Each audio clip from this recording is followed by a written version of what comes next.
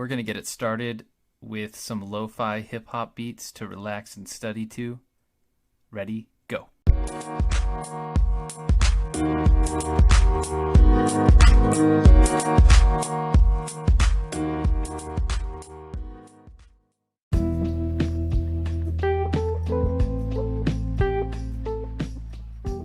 Mitch here, and this is High Tide with Kai, an Inked Gaming and Kraken Cards podcast. So today we have on two guests. They're both Inked Gaming staff members and employees here, and both are very into card games. I would say they're two of the most passionate people I've ever met from the trading card game industry. Both are Magic judges. Both have judged at a Grand Prix level. Both have played card games at very, very high levels, both Pokemon and Magic the Gathering. And I think they will be very important resources for High Tide with Kai as we get into the competitive play side of Magic the Gathering and Pokemon trading card game, as well as the finance side of both of those things. We're going to be diving into the finance side on this podcast. For many of the card games and hobby industries, I think it's very important to be educated in the secondary market of these industries, especially with the volatility of certain cards. You know, you can have a card that's worth $10 and tomorrow it'll be worth $100. And I think both of them have been around the industry for a very long time, and they know where the trends are at, and they will be able to, give us a little bit of background, a little bit of education. And they're two great people that I befriended when I moved up here to Corvallis, and they've been nothing but great to me, and I'm happy that they're coworkers. And so without further ado, here is Ryan Wood and JT Nickel in this two-part podcast episode of Pokemon Trading Card Game and Magic the Gathering.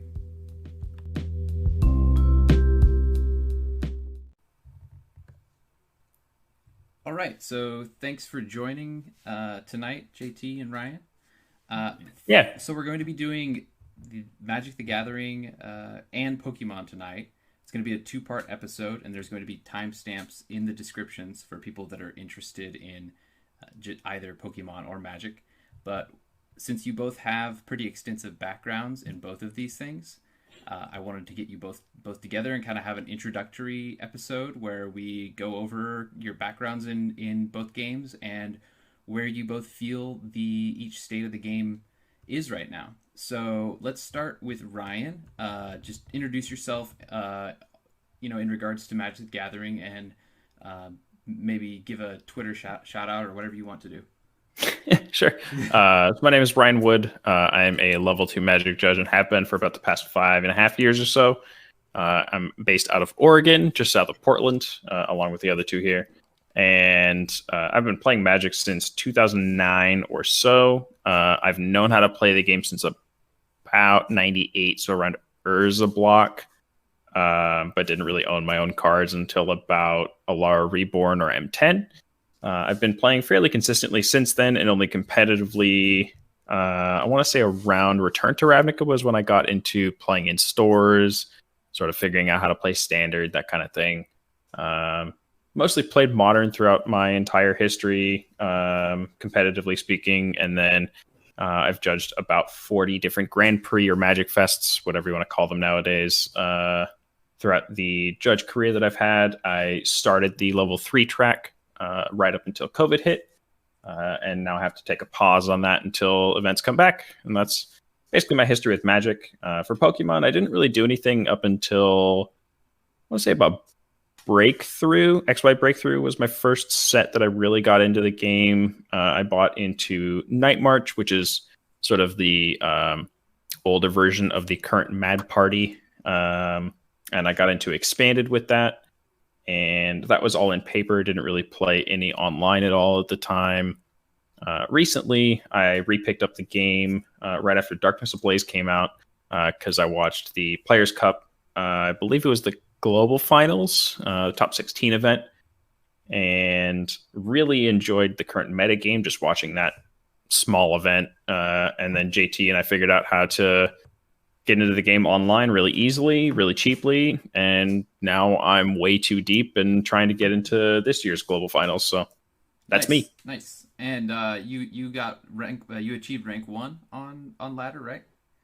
Yeah, about a month into this season, I got in the number 1 slot for ladder. It's just in versus points. So it's not like anything particularly amazing. It's mostly a variable of time played, number of wins, that kind of thing. I think I'm now rank 150 after not really playing versus ladder for about 2 weeks. I've been focusing more on the Players Cup qualifier events. So nice. Yes, I'm not bad at the game. And let's move over to JT. Give us a little background on both Magic and Pokemon. All right, so my name's JT Nickel. I have a number of 9th place PTQ finishes under my belt. I've been playing Magic for about 5 years. I've pretty much always taken the game seriously. Never really been too much of a casual player. I think I jumped right into Modern. I think I built a Modern deck. That's how I got into Magic.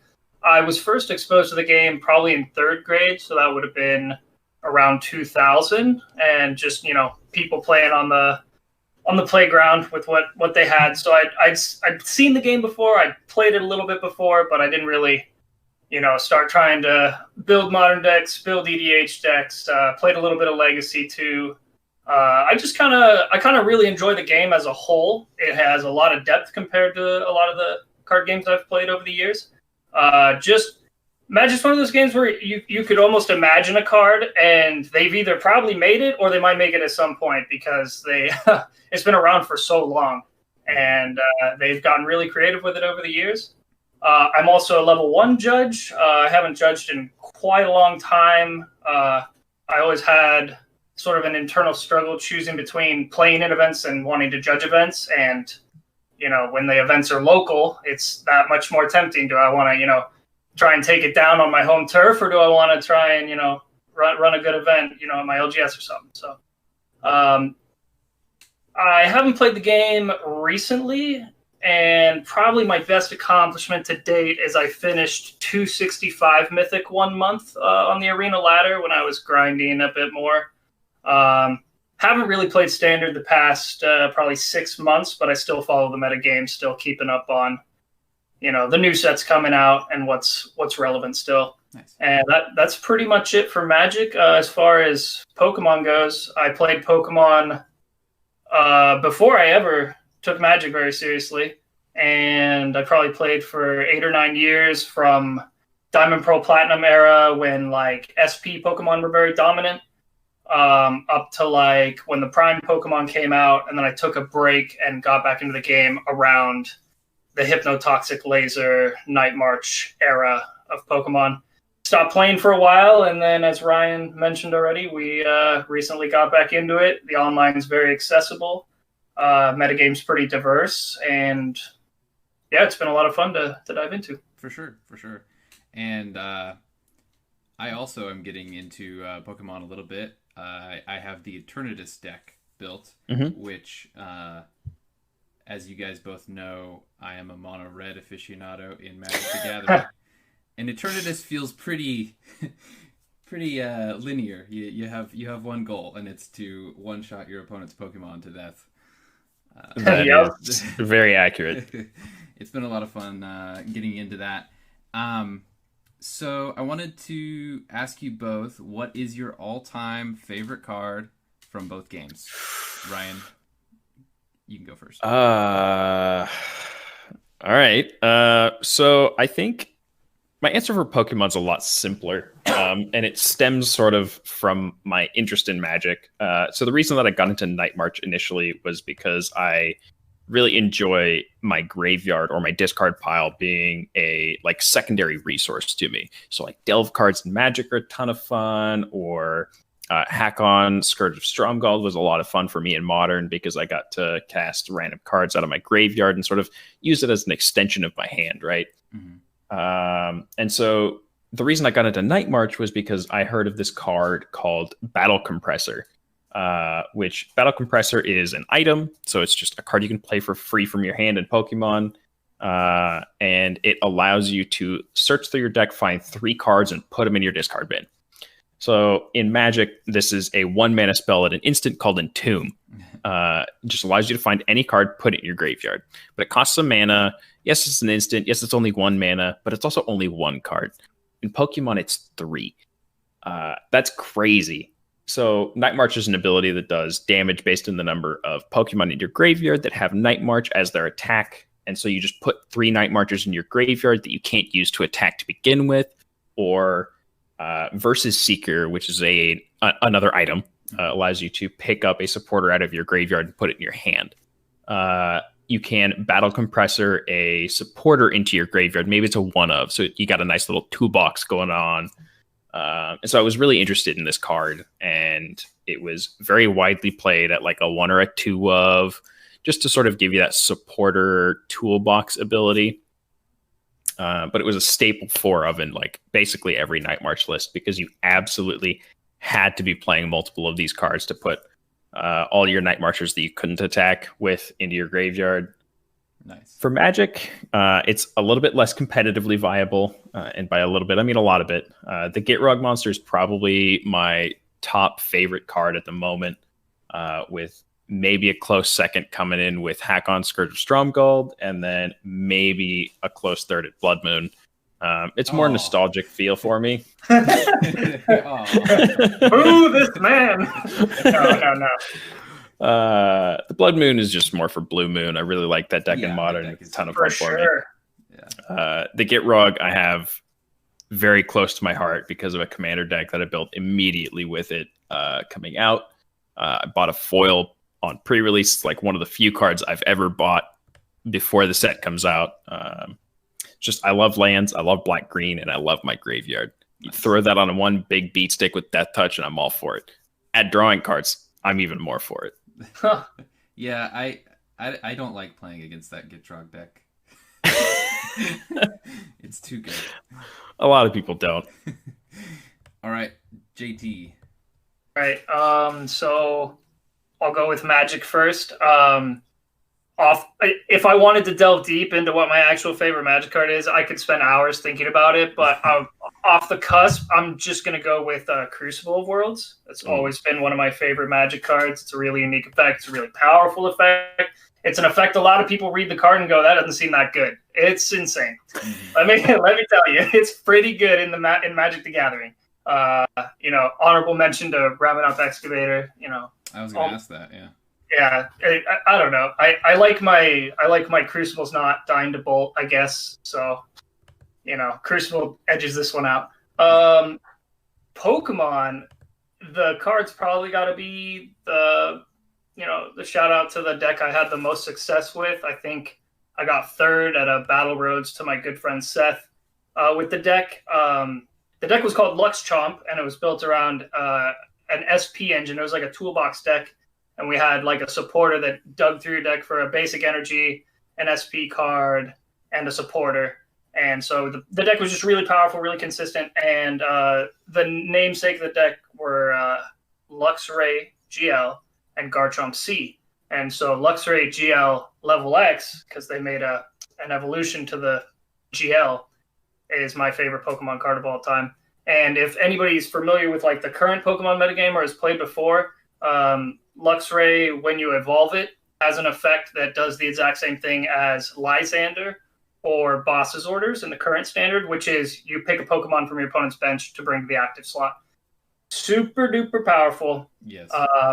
Super duper powerful. And I think that was the first time that effect was really printed in Pokemon, as far as I know. There had been effects printed that let you force your opponent to switch, but they got to pick the Pokemon comes up. This was one of the first times that like targeted bring to active was printed, and it was just it was loads of fun. I had so much fun with that deck. Nice. My history of Pokemon is just like the games, and then the card game like when I was like 8, and now when I'm 32, and so Yep. I feel like maybe like Venusaur probably was my favorite Pokemon when I was a kid, and now I think Crobat V is probably the coolest card I've played with so far. just because it's broken. It's pretty good. And then for Magic the Gathering, my favorite card of all time is a card that is actually just straight up unplayable now. Ranger's Guile. I love it. Yeah. Ranger's Guile is now just beat out by Blossoming Defense, unless you want to play like Blossoming Defense and Ranger's Guile in the same deck. But I was collecting foil Ranger's Guiles for a while. I haven't been able to find all my foil ones, but they're somewhere in my Magic collection. All your quarters are just laying around somewhere. But yeah, if I ever want to play 8 of those effects, I have some foils. Nice. Yeah. All right. Well, we're going to move on. So we're going to do this in 2 chunks. We're going to do the Magic the Gathering podcast section first, and then we're going to move on to the Pokemon, and then we'll wrap it up. So what we're going to do is we're going to have a couple of just main topics that we wanted to talk about. And we don't want to hit... there's a couple of these that have been hit pretty hard in the Magic the Gathering community on social media. And so I don't want to, go too negative or anything on anything, but I do want to discuss some of these things because they are very important to a lot of people in our community. The first one being the Walking Dead Secret Lair. One of the biggest pain points was that these cards contain, or these Secret Lairs contain mechanically unique cards in them. And they were black border, so they were legal in Legacy, and they were only available for purchase for 12 days or something. Mm-hmm. Yep. So what do you both think of the precedent they're kind of setting with this Secret Lair? Do you think it's going to be a one-off? Do you think it's going to be, this is just a new thing? What do you think? Go for it, GT. Well, this wouldn't be the first time they've printed playable Magic cards that are difficult to get. Nexus of Fate, Kenrith the Returned King, both printed in the past 2 years. Kenrith didn't, go nuts, but I think Nexus of Fate was upwards of $40 or $50 at one point in Standard because you needed 4 and it was a box topper. That was the only way you could get it. So it was... just for people that don't know, you could only get this when you bought a box at a local game store of 36 packs. Full booster box. Full booster Yes. box. Okay. Yes. So in a way, you were either buying the card as a single, which was going to be 40. quite expensive because it was going to be $40 probably, or you were buying a whole box, and that a lot of people didn't like that. It also had issues which this Secret Lair presents that are these cards are only available. I'm not 100% sure. Are these cards foil? Yes. They are. Okay, so there's only foil printings of them, which means when you get bendy foils, judges don't like that when you have bendy cards. But there's not really a great alternative because there's no non-foils. Indeed. So. Yeah, there's a few problems with this sort of product. I think some are just, the difficulty to obtain the cards. Even just Secret Lairs in general kind of are a little notorious for bending sooner than cards might normally. Yeah. Not sure if that's because of the specific card stock they use or what, but it is a consistent thing I hear and have seen. Mm-hmm. Yeah, so I wouldn't be surprised to see more product like this from Wizards. I mean, Hasbro's a big company. They have, multiple franchises they can utilize and cross-promote. So if they value the community's opinion very highly and want to, sort of cater to them on this one, I would hope we see less product like this in the future because, as you already mentioned, I think people have been pretty outspoken about how they feel about this specific product. But... Yeah. They might have also sold tons and tons of these things, and it was fantastic for both franchises. So Ryan, maybe it's exactly fantastic for them. I'm not sure. Right. And Ryan, what do you think about the idea that this card isn't good enough in Legacy, so it's safe to do something like this? And kind of like what they do with the intro theme decks with the 6-drop planeswalkers that will never be played in Standard.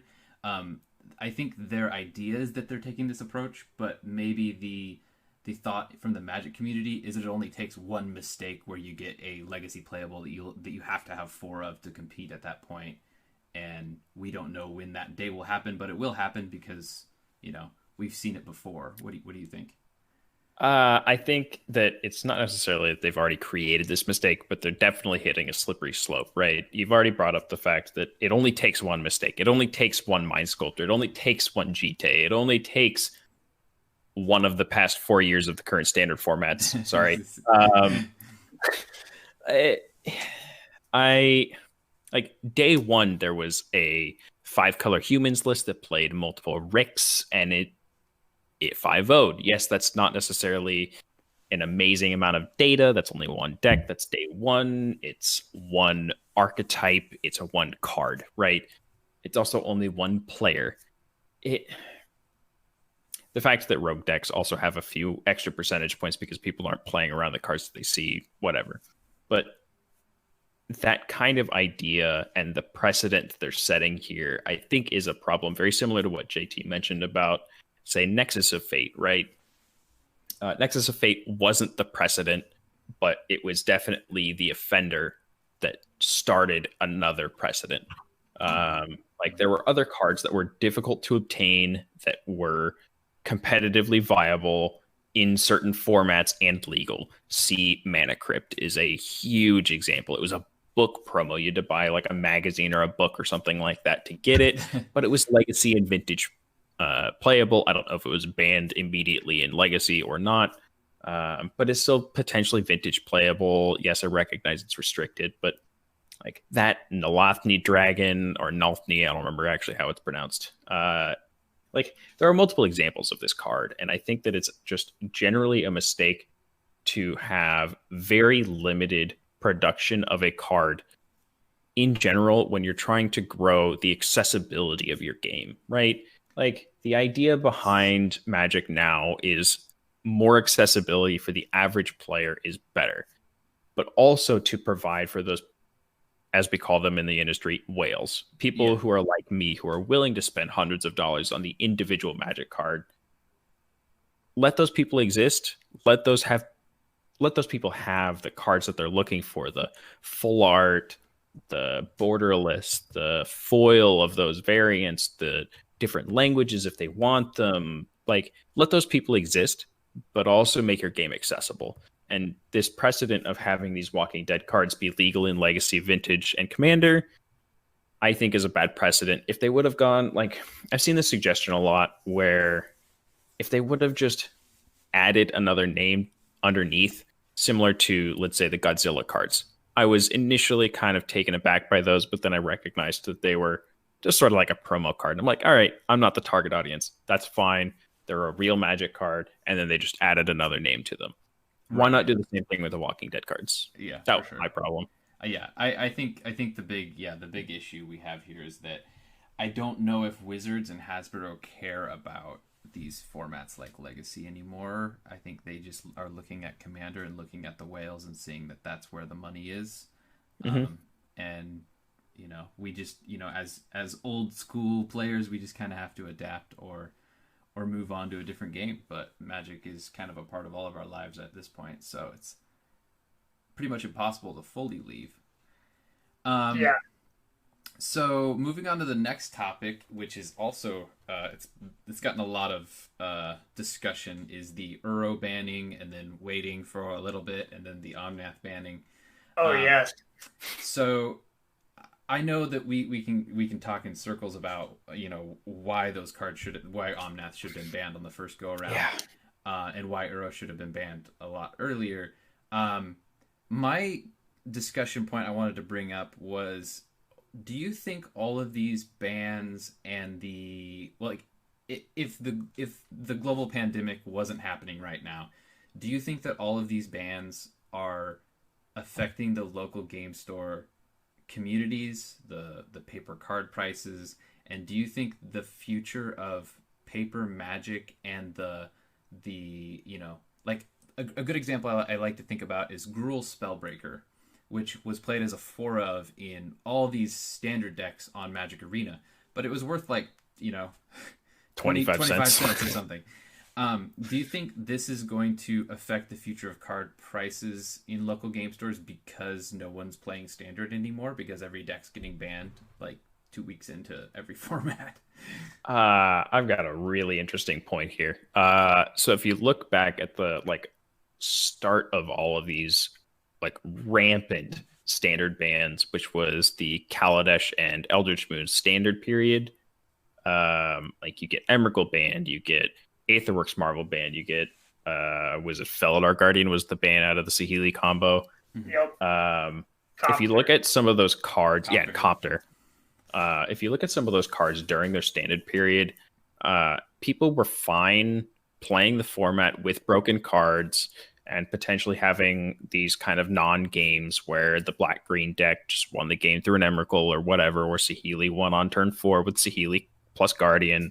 Mm-hmm. People were fine playing through that. They were complaining, but they were fine as a local metagame. And then post-banning, people just lost complete interest. Right. And so nobody played the game anymore.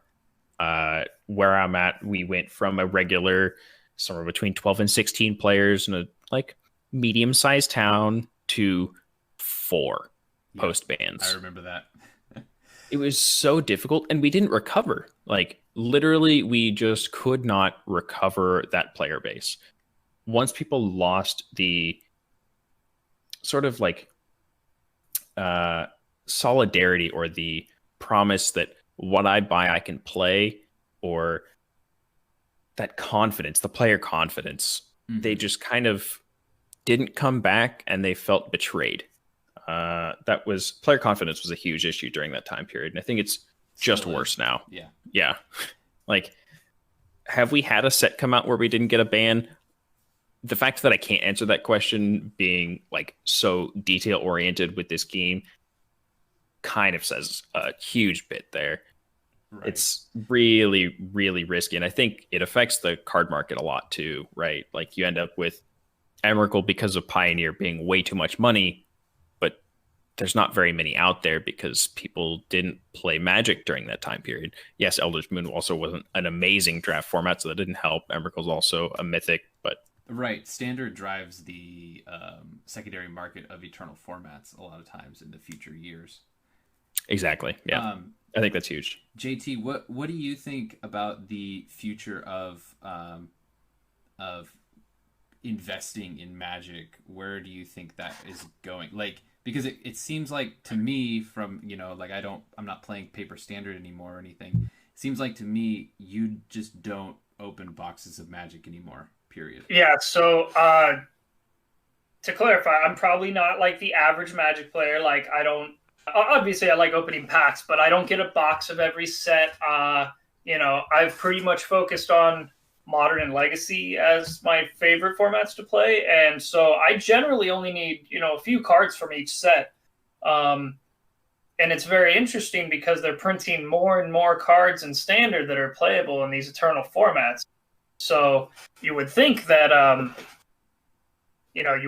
cards would actually be on the up and up because there's cards coming out that are impacting these older formats, but a lot of them are just way too powerful, and so a lot of them don't last. I mean, we've had cards from Oko.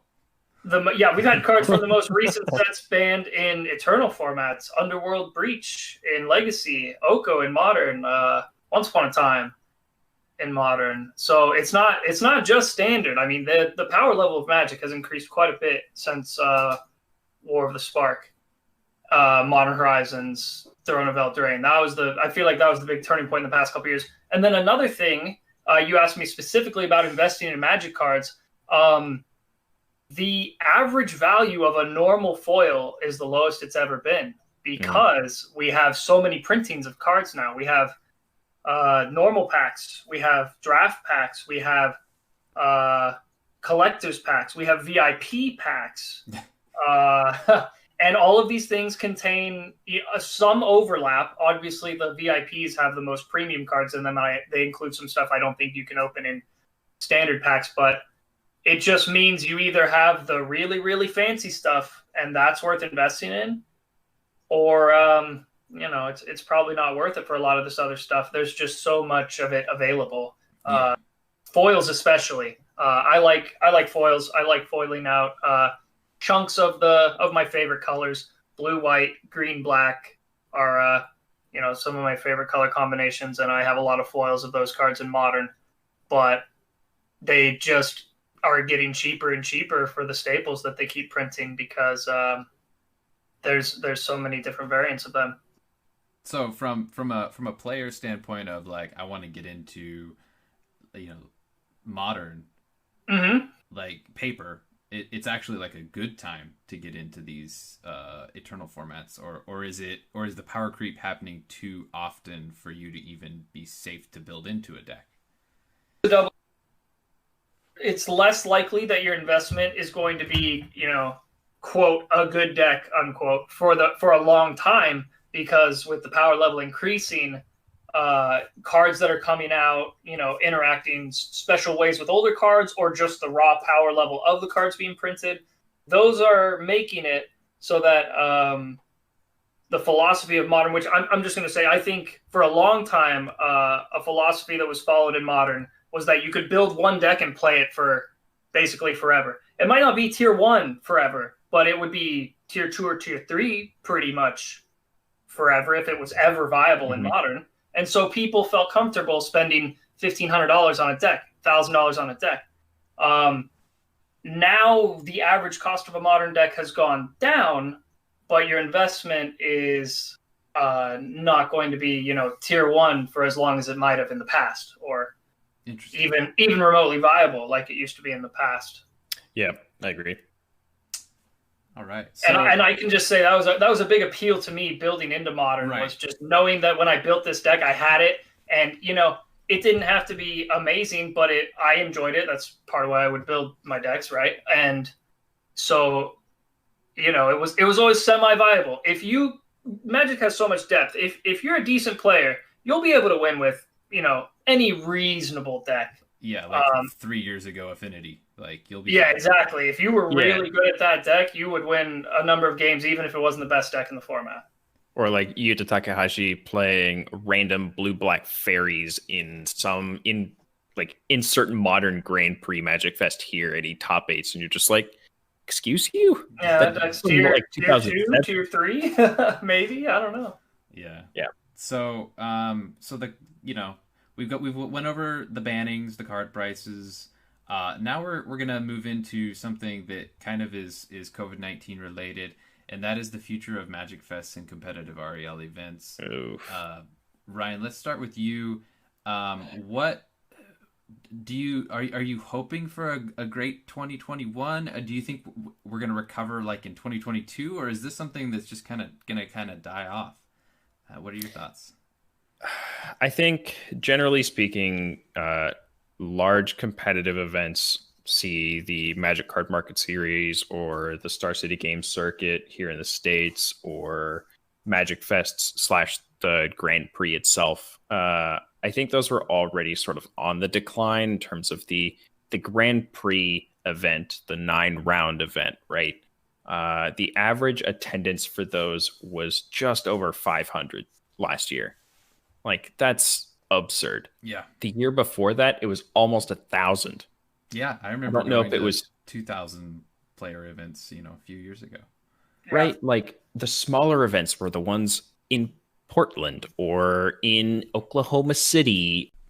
I think that it was already kind of dying off, and COVID was probably just the final nail in the coffin that I don't think it can come back. I'm worried about the ability for me to hit level 3, and I have been since COVID was kind of announced. I don't think that we have any sort of road to getting back into that. For example, the company that was running the Magic Fests no longer exists.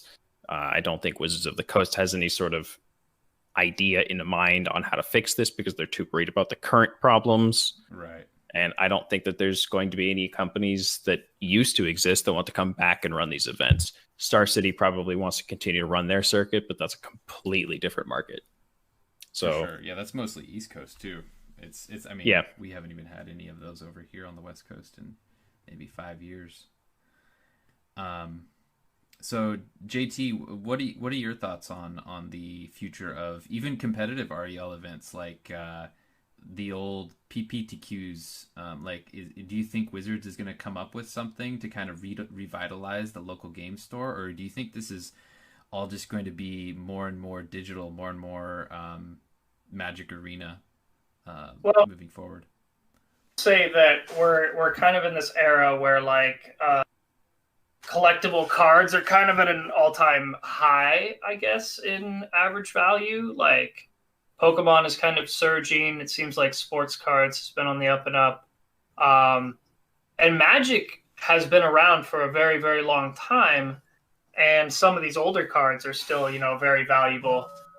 But as far as like, going forward, I think the physical cards themselves are they're so iconic. They transcend the game, right? They're collectible. They're physical things. You can trade them. You can, uh, play cards that are not necessarily the best cards, but you like them, and I think that people really miss that. I think they miss being able to like go to an event and just hang out with their friends or trade cards or play like flip and rip or whatever whatever you do. So I think paper Magic will come back when in a post-COVID world, assuming we get there and sometime in the near future. And I've seen lots of people express on Twitter how much they very, very much miss paper Magic. Me personally, I don't really have too much desire to play Magic online right now, mostly just because if you're going to play online, you should probably play Standard, and Standard has been kind of lately. But I think if paper Magic was to come back, I would play a non-zero amount of Magic. I think I would go play at my LGS. Oh, yeah. At least a little bit, because I miss it. I love playing with physical cards, and I think a lot of people do.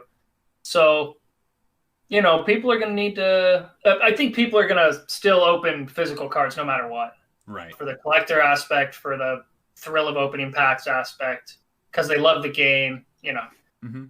I think they have enough of an audience that paper Magic can't entirely just go away. Now, I'm hoping they'll continue to cater to their competitive players and hold paper competitive REL events. I, for one, really enjoyed, hanging out with other players that think about the game as seriously as I do, or just like talking about, solving formats, trying to figure out what's the best deck for the weekend. I love all that sort of stuff. And it's just kind of not the same without the person-to-person contact. It's a lot different. Yeah, I do feel like we've seen many times throughout the history of smaller card games where, or even like larger card games like Pokemon, where the competitive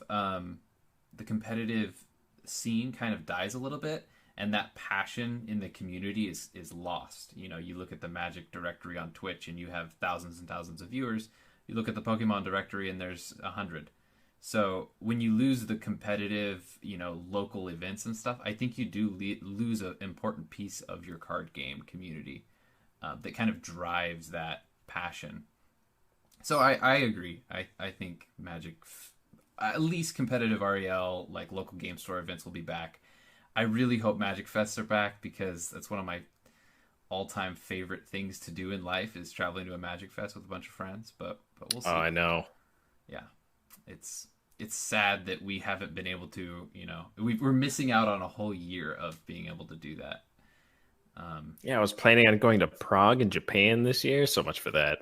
I think Mitch and I, towards the end of last year, we're talking about seriously traveling to 6 to 10 GP, as many GPs as we could this year. Yeah, and that went swell. Yeah. I went to dodged a bullet. I went to Reno, and COVID was like, I was like sanitizing my hands after every match. And like COVID, like people were talking about it, but it wasn't a thing yet. And it was a thing. We just didn't care about it as much, I guess. But yeah, my entire year's trajectory was changed. I guess everybody's was, but at least with Magic, I found that my interest in digital Magic is heavily dependent on my interest in paper Magic. Yep. If I have an event to go to, I will play digital Magic. If I don't, then I'm not going to practice. And I think that happens to a lot of people. So, let's wrap up Magic. How are you both liking Magic nowadays? What will what will bring you back? What will bring you back into the community? I guess I have my answer right away. I I don't know if there's anything that will bring me back into Paper Magic as a player. If Paper Magic comes back from a large competitive rules enforcement event level, see Grand Prix, Star City Game Circuit, etc., I'm absolutely first event that is available for me to apply to, going to slam that application button the day that I see it's available. I'm going to apply as a judge 100%, and I'm going to try to get a leadership role because I want it. Nice. That's me right now. Very cool. What about you, JT?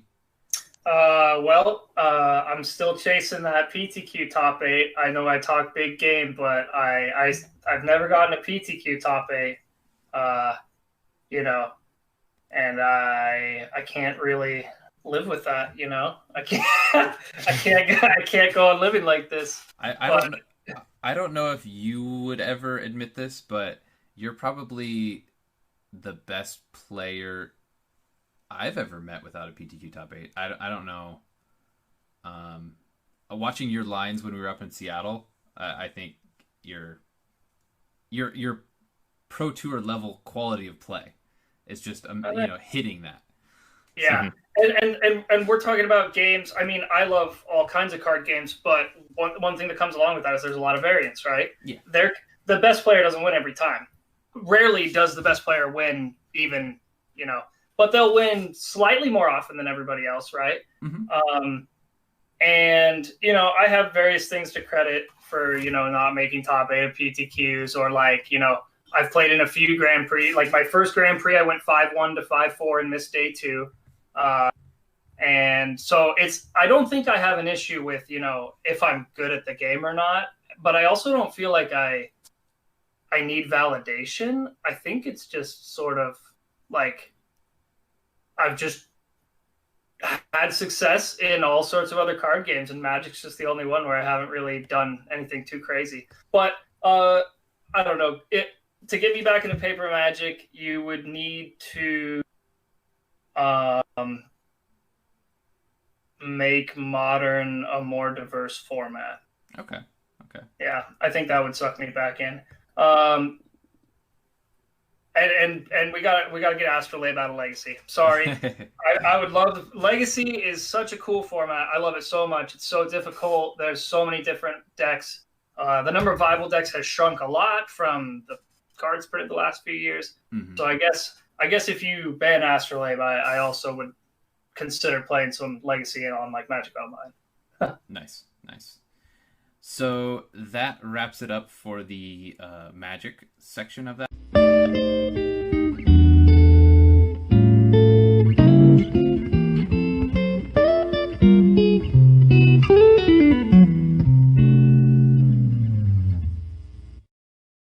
You are listening to High Tide with Kai, an Inked Gaming and Kraken Cards podcast. You just finished listening to part 1 of this 2-part episode. The second part, we're going to be diving into Pokemon and the trading card game and the secondary market that is just exploding right now. I hope you enjoy. Thanks. Current standard format is, I think, super fun. Coming from Magic, I don't really have a lot of precedent coming into Pokemon, really. So this is a fresh, everything's new kind of a game to me here, right? And so I don't know a whole lot of the history of the game, but just coming into the game with things like Zacian or Zamazenta or the RCS Dialga Palkia GX tag team, that deck is super fun for me. I know the format and the rest of the players don't really agree with me there. I think it's fun. I don't hate playing against the deck. I recognize it's extremely powerful. So what are the top 3 decks right now? Just top 3 are probably Eternatus, ADP being the RCS Dialga Palkia deck alongside the Zacian.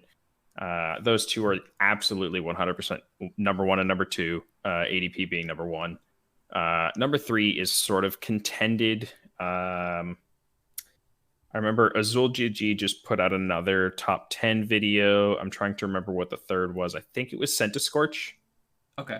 And I think I agree with that. Just overall, the deck is explosive, it's powerful, it's hard to combat because the Scorch VMAX has a ton of HP. They occasionally play Heat Energy, which gives an extra 20 HP. And then they occasionally play on top of that a Big Charm, which gives it an extra 30. So then you're dealing with an extra 50 damage. Energy Denial plans, sort of like the lower tier decks, don't really combat this deck because it's playing Welder. Yeah. And the Scorch itself already takes fire energy out of the yard and attaches it straight to it. It's so hard to combat. And Volcanion is also an extremely powerful card against those decks. Volcanion is also very good against Zacian decks unless you're playing Luke Metal, and even then it's still a huge threat that's only one prize card as opposed to the rest of the cards being 2 or even 3.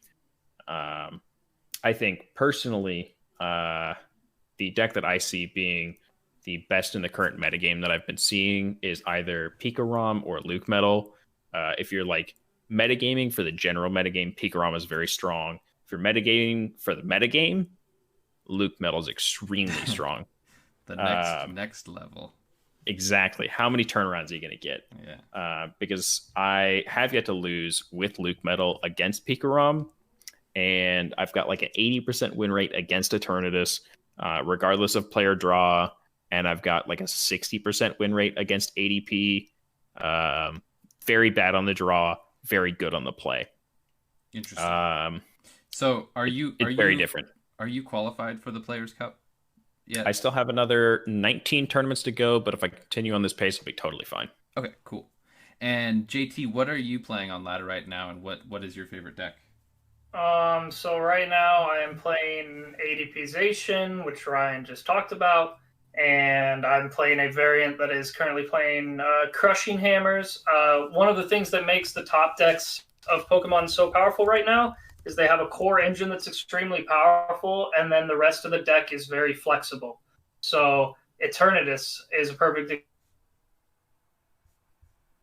example. Got a couple deck building constraints in the Eternatus VMAX says that you have to play only Dark-type Pokemon and Dark-type Energy, I think, is the constraints of the card. Mm-hmm. But there's so many good Dark-type Pokemon that it's not really a drawback.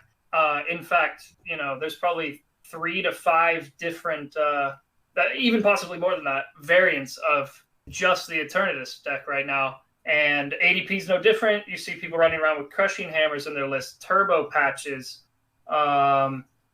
You see people running Clay variants, Oricorio, Clay variants. Yeah, all sorts of different variants, all built around this core engine of ADPization. I'm not going to deny that I think ADPization is the best deck in the format. I think the format as a whole is kind of the pace is dictated by specifically Eternatus and ADP. ADP has an attack that essentially says when the conditions are met for the attack, because it has an ability that cares about how many energy are on it. If it has extra energy on it, basically it says you take an extra prize card whenever one of your Pokemon knocks out one of your opponent's Pokemon. And in most games of Pokemon, this attack reads take 2 to 3 prize cards. It's very, very, very powerful. And Eternatus is a little bit different in the sense that it just has a raw damage output that can't be matched. Nothing else in the game is doing 240 or 270 consistently on turn 2 for 2 energy. Yeah, but Eternatus is doing that fairly consistently. And then, so I'd say those are the 2 best decks. I'm currently playing a lot of ADPization. I really like Pika-Rom, actually. I've probably played more Pika-Rom this week than I have ADPization. And I think it just is a little bit of a metagame call. The decks are extremely similar in what they're trying to do.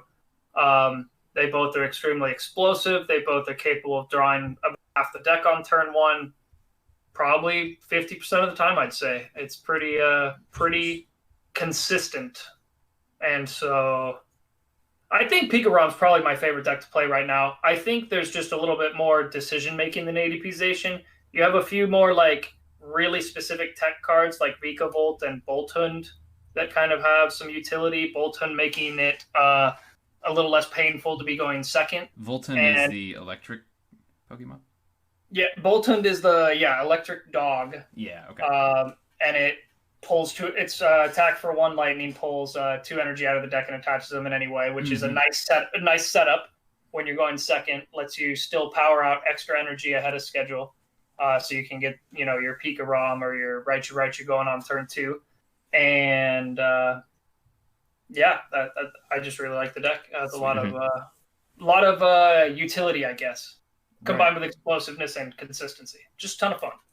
So, coming from Magic and other games like Hearthstone, Eternal, personally, I always thought Pokemon was just brainless. Because that's what everybody says, like in your local game store. It's like, oh, it's it's the Pokemon kids over there, and I feel so bad because it's such a difficult game.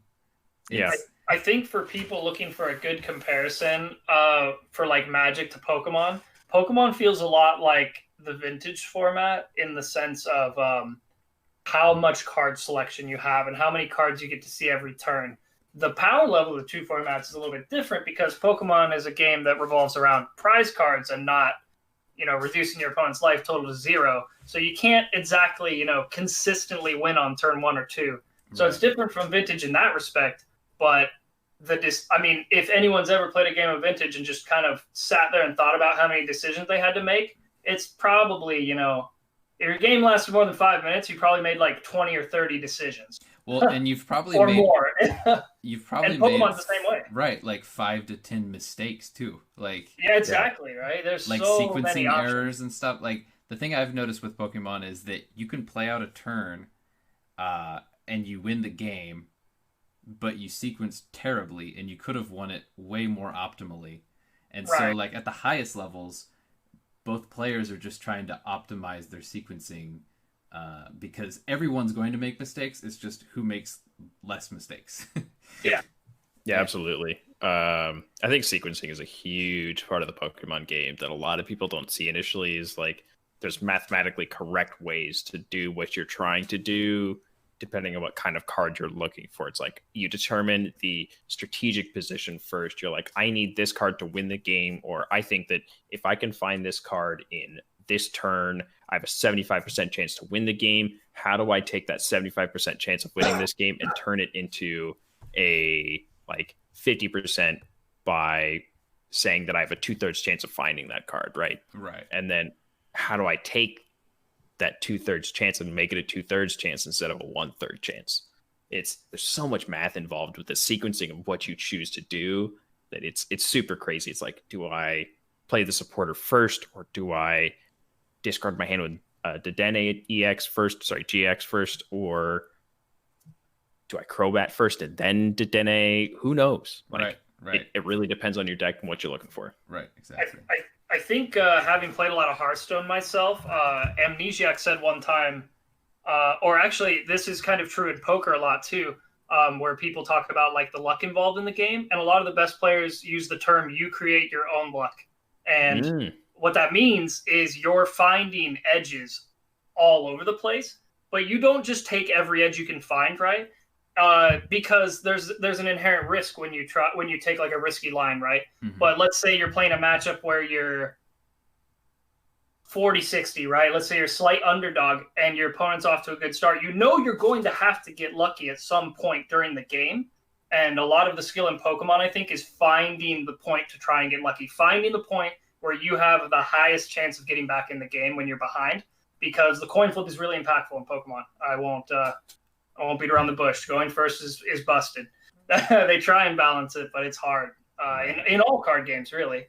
And I think that adds a lot of depth to the game. For me personally, I think games where you get rewarded for playing to your outs, knowing when you have outs, knowing when, say, your out is like maybe your opponent makes a mistake. All of that is tested all the time in Pokemon, almost every other game. So I still feel like even if the metagame gets stale, I know some people are really sick of ADP and Eternatus, but I think the game is far less brainless than people give it credit for. It's actually a very difficult game to play 100% optimally, and I'm just talking gameplay. We haven't talked about deck building and metagames and stuff like that. Yeah, I mean, it's really, it's.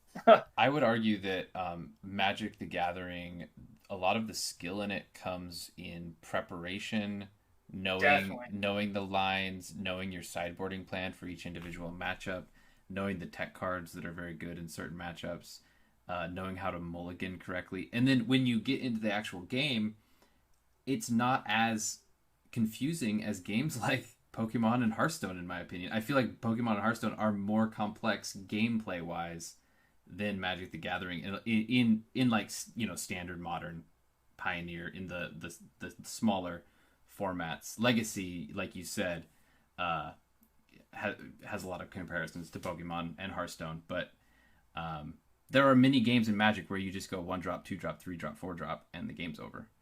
Yeah.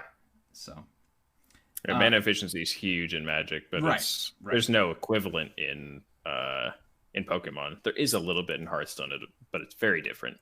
Right, for sure. So let's move over to the new set. It's called Vivid Voltage. So my main question is Pikachu VMAX playable at all? JT, go ahead. Yes. Yes. Yes. Really? I think it is. It hits really hard for 3 energy, man. It hits for 240, right? Yep. Yeah, I don't think it's really joking around too much. Yeah, so my only spoiler I gotta pull the card up in front of me right now because I don't know how much HP it has. 330? Yeah. 310. Okay, that's not as great. But I mean, look at it. It survives. Look at it. How could you not play this card? I love it. I want to hug it's it. beautiful. Okay, I'm reading the Japanese version, but it does 270 and has 310 HP. Okay, yeah. Okay. There is a condition to do 270, and I can't tell you what that condition is, though. Okay. So Yeah, there's a chance that Pikachu VMAX is playable. That's all that matters. All right, Well, this JT card's text is for lightning, deal 120. You may discard all energy from this Pokemon. If you do, it deals 150 more, so 270. Oh, There we Which go. is a lot of damage. That one shot's basically everything in the format that isn't a VMAX or ADP. Or ADP, but you could just play Zigzagoon if you needed to. But I mean, so it's very costly to discard 3 energy, but 270 is no joke. Yeah. okay. And Turbo Patch exists. I think JT mentioned the reason that I tossed the question to him immediately was I remember him mentioning that in the Japanese metagame, this card does see play. Yeah. It may not be top tier. There's also less information out there to us English speakers. But it seeing play and us knowing that information tells us that this card is playable. It's just we need to figure out how is this card playable? What are they playing with it? How do we play it? Is the drawback really that much of a problem? And maybe water decks sort of break out a little bit, and then you don't need to discard all the energy, and you still one-shot all their stuff for 150, right? Yeah, I'm kind of wondering if this card, because the triple discard is so costly, I'm wondering if this card is maybe just like a one-shot sort of tech card to sort of, just when you seriously need to kill something. Right. you just play your VMAX Pikachu, Tapu Koko plus energy switch and get them. Yep. For sure. And it But, will. yeah. I mean, it'll pretty one shot a VMAX Lapras or something. Yeah. I've been seeing a little bit of that. Or the yeah. Wailord. Yeah, Wailord is not viable yeah. with Pikachu on the job. Yeah. I don't think so. No, not at all. Weakness energy. Let's give it some credit. So, are there any? Okay, weakness guard energy is not playable in those decks. I'm sorry. No. Are there any other new cards that you have your eye on? Yeah, absolutely. There's a new special energy that is a steel energy. I think that card is very good in specifically steel strategies. There are some decks, say the Lucario metalization decks that are floating around. I think that I think it's Coding Energy is the new card's name. I think that card is a potential alternative for the weakness guard energy. So if, say, fire energy decks sort of pop out of the format a little bit, I don't think that's going to happen. But if they do, then Coding Energy will replace the weakness guard energy as sort of the special energy that you can play in that deck. Or I think what I'm going to try to do after this set comes out is play 2 weakness guard energy and 2 coding energy and drop one of my basic energies. Very cool. Very cool. JT, do you have any cards that you're looking at, or should we move on to the secondary market? Oh, I haven't followed the set too much. I was just looking over some of the cards just now. And nothing really super powerful that I saw in the set upon my first glance. There's a couple cool secret rares, as there's going to be in every set. I think probably the secondary market's probably pretty after the various variants of Pikachu VMAX specifically. Mm-hmm. I think, yeah. Which, I mean, not gonna lie, kind of want one. PSA Pikachu, PSA 10 Pikachu VMAX. I think that'd be pretty they're gonna be a lot, man. How much are they gonna be? Like 500? They're gonna be at least a few hundred, but I don't know. I don't know how many people out there are collecting specifically Pikachus. You know? Yeah, because Charizard is somebody. Black Lotus. Yeah, exactly. But there's also so many. So I've been diving into the Pokemon secondary market this past week, and there's actually so many promo printings of Pikachu. Some of which are extremely rare. Like a lot of the promos they give away at like high-profile events in Japan or exclusive events in Japan, they're all Pikachus. They're Pikachus dressed in Mario and Luigi outfits. There's Pikachus with various Pokemon in the background. There's all sorts of promos all centered around Pikachu. So I think actually, you know, for the people that are trying to collect those things, it's a very uphill battle. Interesting. Okay. Yeah, we Vince, our copywriter and blog writer, he wrote an article on the top, I think, 5 or 10 Pokemon cards, like the most expensive ones, and I think the top 3 were Pikachu promos. Really? Which I thought was really interesting. Yeah. That makes sense. Yeah, one of them's like the Pokemon Illustrator or something like that, right? Yep. Oh, yeah.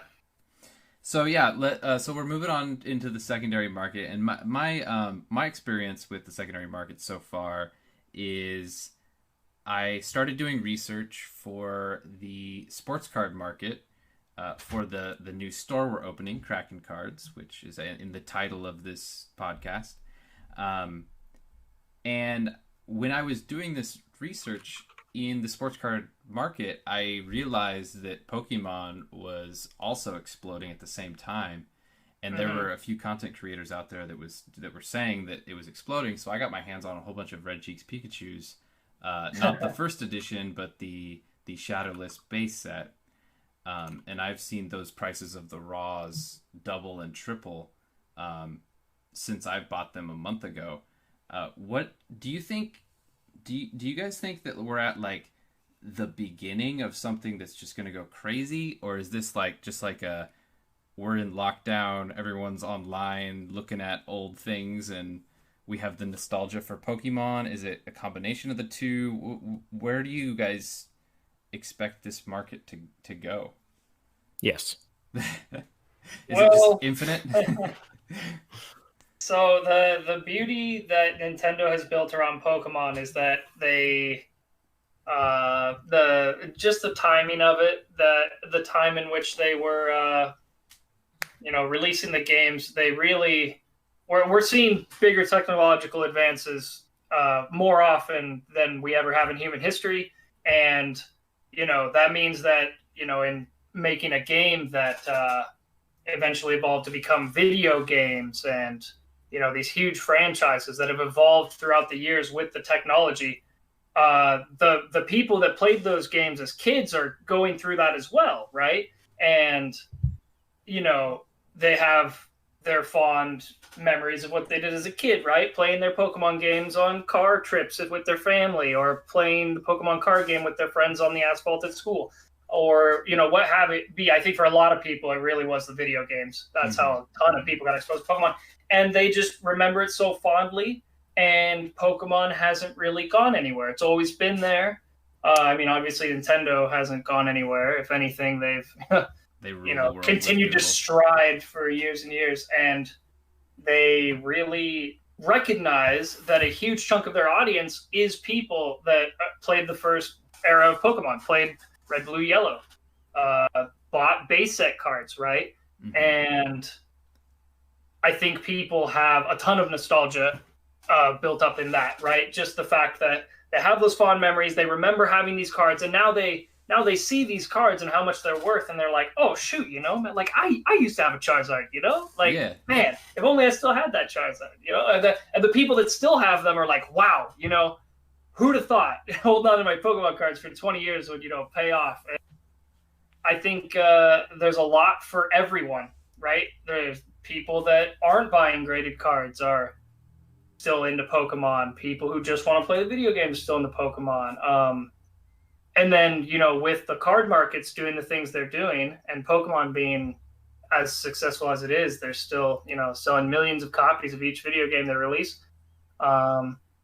I think it's only going to keep going more and more nuts, I think, unless something happens in the card market, like they start printing excessive amounts of product or something. Yeah. But we haven't seen that, and there's been limited product in the Pokemon TCG physical product issues a few times over the past couple years.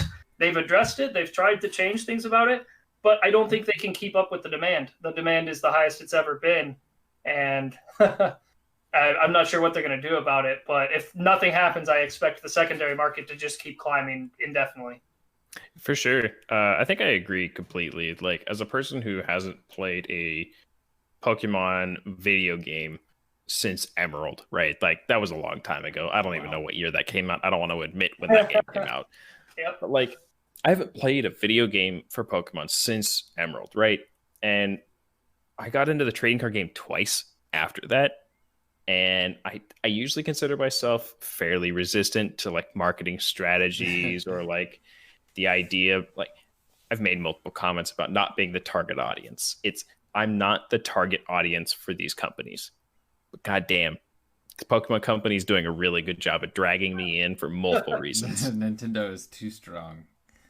I think they know. I think they know that all of us are 30 now and have money. Oh, for sure. For sure. Or at least some of us. And some of their player base did, right? Yeah. So that's why we keep coming back. Right. We saw LeBron James sell for 1.6 million. Do you think a Charizard or a Pikachu will eclipse 1 million ever? Yes. I have to think so.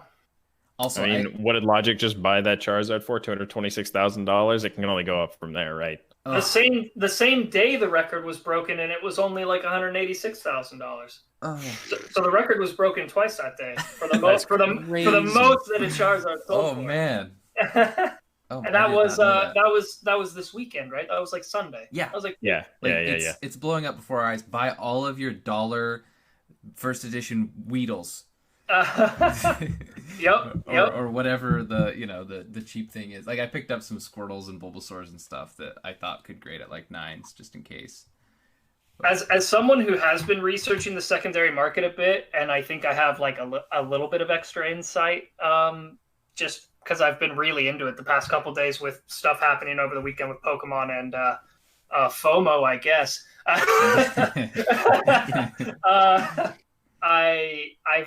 I've been investing in a lot of the newer cards, actually, stuff printed in the last like 3 to 5 years. But I'm specifically focusing on the really super rare stuff from the boxes, like the ultra rares, the secret rares, the Rainbow Flage cards, the full art cards. Those are mostly what I'm interested in. The safe plays. Yeah, and I think, PSA 10, I've definitely noticed the fall off from 9 to 10 on the newer stuff is massive, like incredibly different, night and day. Sometimes like a 9 is worth a fifth of what a 10 is.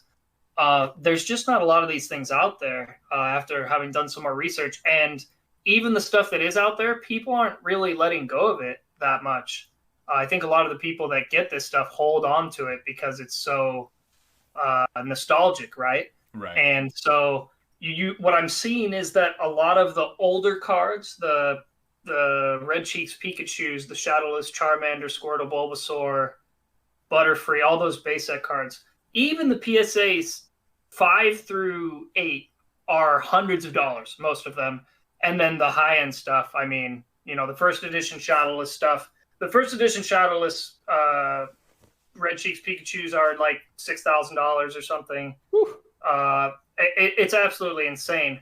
And I think you're probably pretty wise to buy as much shadowless graded Pokemon as you possibly can right now. Yeah, Shadowless base set and first edition, both. Yeah, that's the most free investment, I think. I'm a little more interested in getting the stuff that's really rare now, Right. and then sitting on it and seeing what it does in quite a while. I also just think they look absolutely gorgeous. Like, I love the way 2015 through 2020 cards look, to be honest. So, yeah, I guess just my observation is that the older stuff, pristine is not the most important thing. There's just so few of them that if you can get your hands on them, a lot of people want to get their hands on them right now, so they're gonna keep going up. I think probably.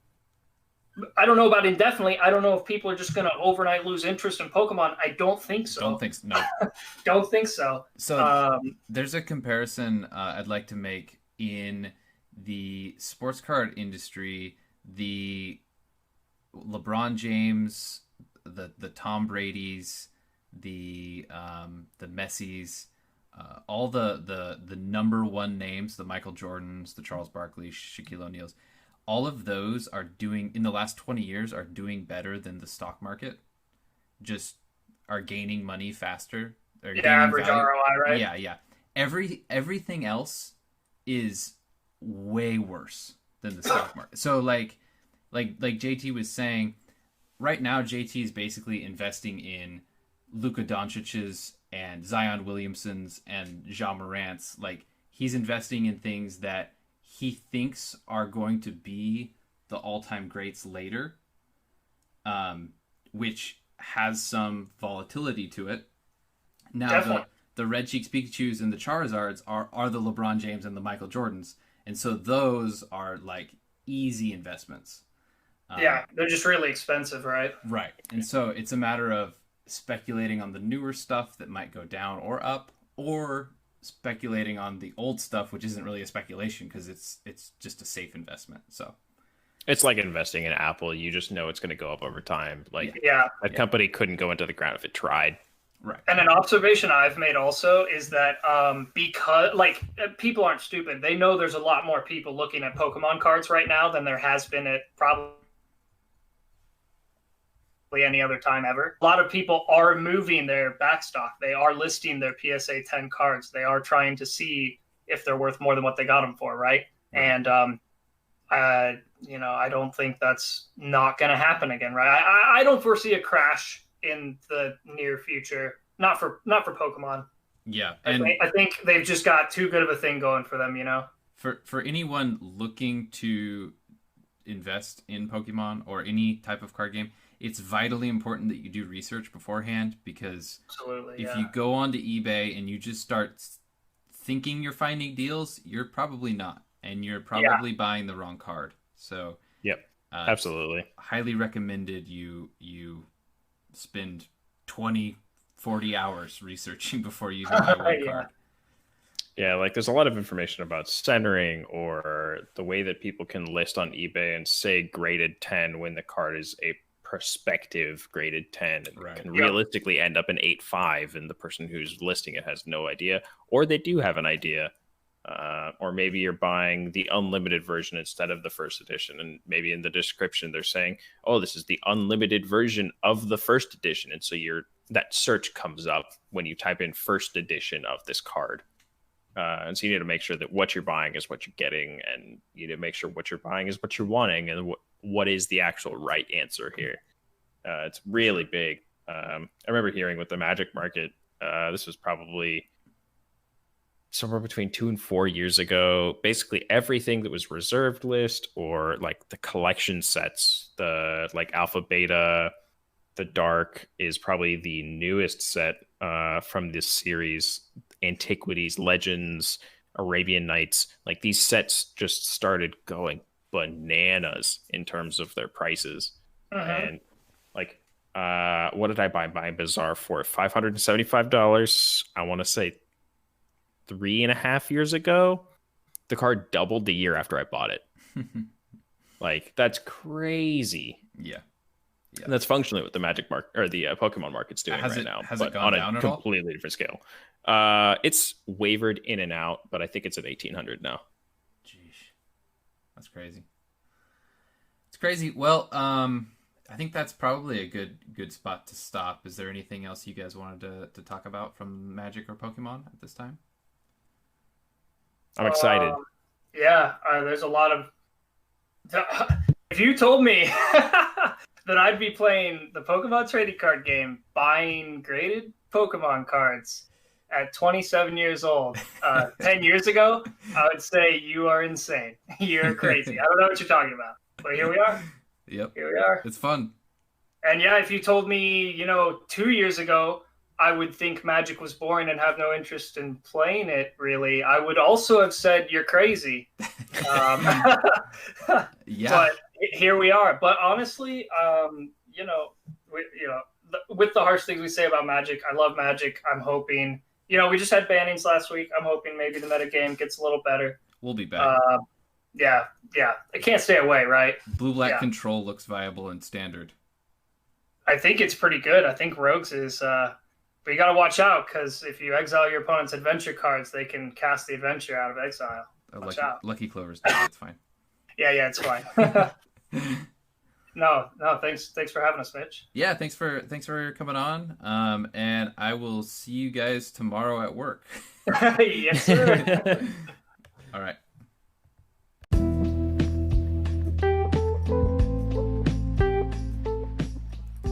Thank you for listening to High Tide with Kai. Be sure to head to inkedgaming.com. Your game, your style. inkedgaming.com.